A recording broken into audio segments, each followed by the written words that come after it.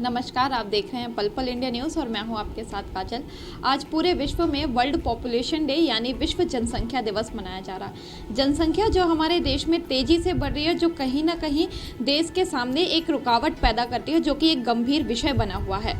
आपको बताना चाहेंगे कि ये विश्व जनसंख्या दिवस है, यह इसलिए मनाया जाता है ताकि ये जो जनसंख्या संबंधित समस्याएं होती हैं, इसे लेकर लोगों को जागरूक किया जा सके, जिससे कि बढ़ती हुई आबादी को कम किया जा सके। और इसके लिए शहर में से कई संस्थाएं होती हैं जो आज के दिन कई तरह के प्रोग्राम ऑर्गेनाइज करती हैं, जिससे लोगों में थोड़ी सी अवेयरनेस लाई जा सके।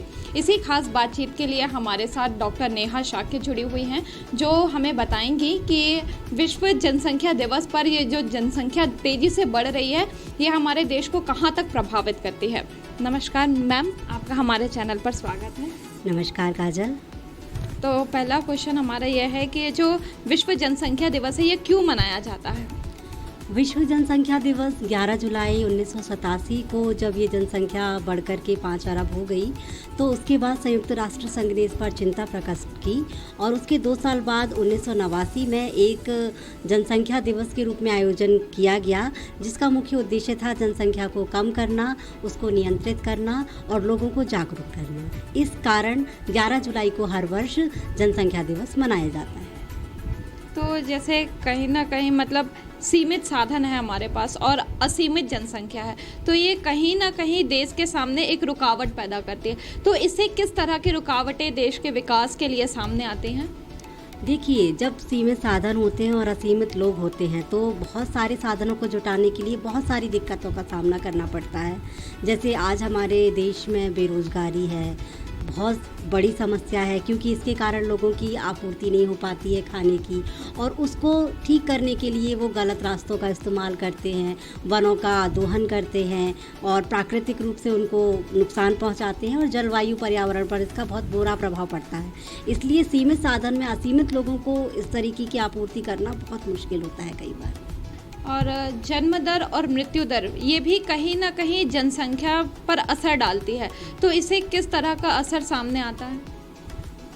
जन्म दर वो कहलाती है जब प्रतिवर्ष 1000 लोगों में से जितने लोग बच्चे पैदा होते हैं उनकी संख्या, और मृत्यु दर भी उसी के कॉन्सेप्ट के अनुसार प्रतिवर्ष में 1000 लोगों में मरे हुए लोगों की संख्या को हम कहते हैं। तो जब जन्म दर का रेशियो औसत बढ़ जाता है और मृत्यु दर कम घटित हो जाती है, क्योंकि आजकल हमारे पास बहुत अच्छी अस्पताल में सुविधाएं हैं, जिसके कारण आकस्मिक रूप से जिस लोगों का निधन होता है उसको रोका जा सकता है। तो अब यदि रेशियो को हम देखें तो जन्म दर ज़्यादा बढ़ रही है और मृत्यु दर कम हो रही है, जिसके कारण ये एक जो बड़ी जनसंख्या है, इसका एक भयावह रूप हमारे सामने आ पा रहा है और हम अपने सारे सपनों को नहीं पूरा कर पा रहे हैं और हमारा जो जीवन स्तर है वो गिरता जा रहा है। और ये जैसे कि गरीबी और लोगों का कम पढ़े लिखे होना, ये इसका जनसंख्या को बढ़ाने का एक मुख्य कारण सामने आता है। तो मतलब जैसे कि ये जो लोग होते हैं जो कम पढ़े लिखे होते हैं और गरीब होते हैं, तो इनको अवेयर करने के लिए क्या किया जाता है? भारत सरकार और पूरा विश्व जनसंख्या को नियंत्रित करने के लिए, चूँकि जनसंख्या दिवस मनाया जाता है और इसका उद्देश्य नियंत्रण करना है, तो जो गरीब लोग हैं और जो कम पढ़े लिखे लोग हैं उन तक सरकारी योजनाओं के बारे में जानकारी बहुत कम पहुंच पाती है, या सरकार जो कार्यक्रम चलाना चाहती है उस पर पूरी तरीके से सफल कार्यान्वयन नहीं हो पाता है, जिसका खामियाजा बहुत सारे लोगों को भुगतना पड़ता है। तो इसलिए यदि हम शिक्षा का स्तर बढ़ाएंगे और लोगों को ज़्यादा शिक्षित करेंगे और गरीब लोगों को उस शिक्षा को मुफ्त के रूप में देंगे, तो उससे कहीं ना कहीं मुझे ऐसा लगता है कि जनसंख्या पर नियंत्रण किया जा सकता है।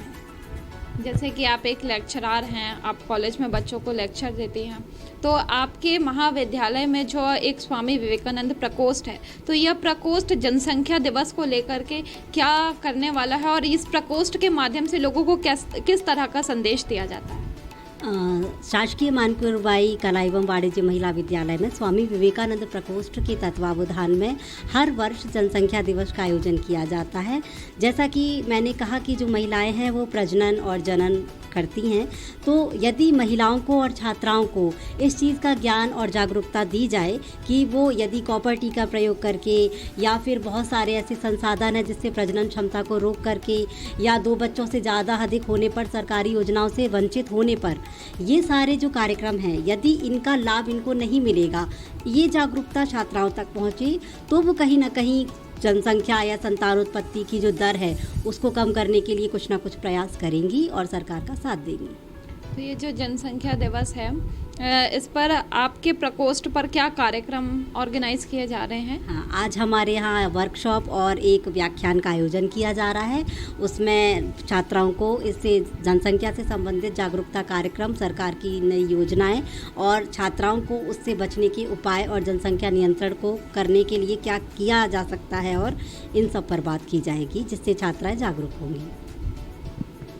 तो ये थी डॉक्टर नेहा शाक्य, जिन्होंने हमें बताया कि हम बढ़ती हुई आबादी को किस तरह से कम कर सकते हैं और उन पर किस तरह से नियंत्रण कर सकते हैं। इसके लिए सरकार और कई संस्थाएं, कॉलेज वगैरह पर इस तरह के प्रोग्राम ऑर्गेनाइज किए जाते हैं। कैमरामैन अमित पटेल के साथ काजल गुप्ता, पल पल इंडिया न्यूज़, जबलपुर। आप देख रहे हैं पल पल इंडिया न्यूज़, हर पल आपके साथ।